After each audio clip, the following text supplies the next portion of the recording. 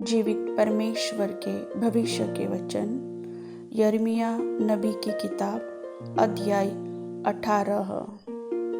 यहोवा की ओर से यह वचन यिर्मयाह के पास पहुंचा, उठकर कुम्हार के घर जा और वहां मैं तुझे अपने वचन सुनाऊंगा। इसलिए मैं कुम्हार के घर गया और क्या देखा कि वह चाक पर कुछ बना रहा है। जो मिट्टी का बर्तन वह बना रहा था वह बिगड़ गया। तब उसने उसी का दूसरा बर्तन अपनी समझ के अनुसार बना दिया। तब यहोवा का यह वचन मेरे पास पहुंचा, हे इज़राइल के घराने, यहोवा की यह वाणी है कि इस कुम्हार के समान तुम्हारे साथ क्या मैं भी काम नहीं कर सकता?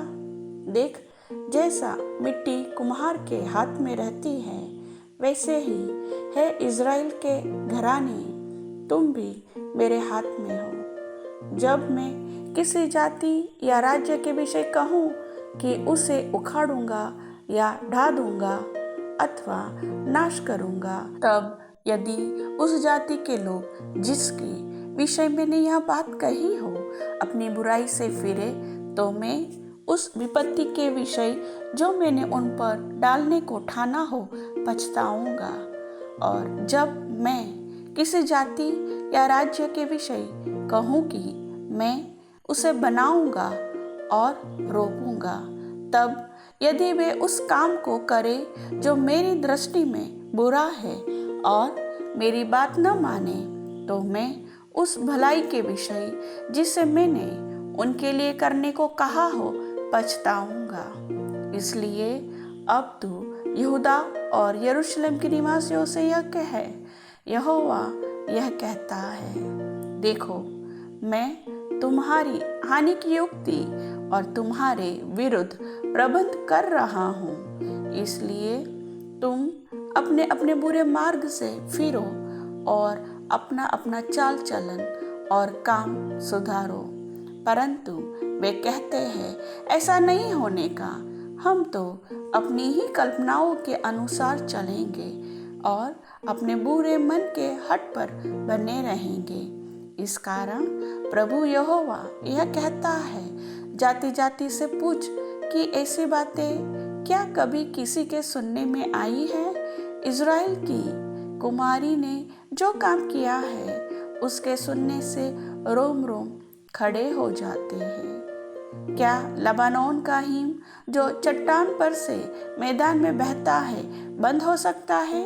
क्या वह ठंडा जल जो दूर से बहता है कभी सूख सकता है? परंतु मेरी प्रजा मुझे भूल गई है।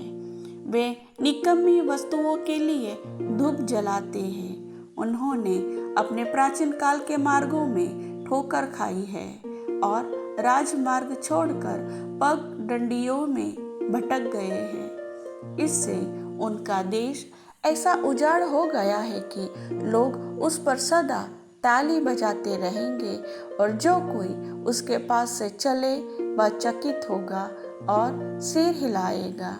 मैं उनको पुरवाई से उड़ाकर शत्रु के सामने से तितर बितर कर दूंगा। उनकी विपत्ति के दिन में उनको मुंह नहीं परंतु पीठ दिखाऊंगा। तब वे कहने लगे, चलो यिर्मयाह के विरुद्ध युक्ति करें, क्योंकि न याजक से व्यवस्था, न ज्ञानी से सम्मति, न भविष्यवक्ता से वचन दूर होंगे। आओ हम उसकी कोई बात पकड़कर उसको नाश कराए और फिर उसकी किसी बात पर ध्यान न दे। हे यहोवा, मेरी ओर ध्यान दे और जो लोग मेरे साथ झगड़ते हैं उनकी बातें सुन। क्या भलाई के बदले में बुराई का व्यवहार किया जाए? तो इस बात का स्मरण कर कि मैं उनकी भलाई के लिए तेरे सामने प्रार्थना करने को खड़ा हुआ, जिससे तेरी जलजलाहट उन पर से उतर जाए। और अब उन्होंने मेरे प्राण लेने के लिए गड्ढा खोदा है, इसलिए उनके बाल बच्चों को भूख से मरने दे, वे तलवार से कट मरे और उनकी स्त्रियां निर्वंश और विधवा हो जाए। उनके पुरुष मरी से मरे और उनके जवान लड़ाई में तलवार से मारे जाए।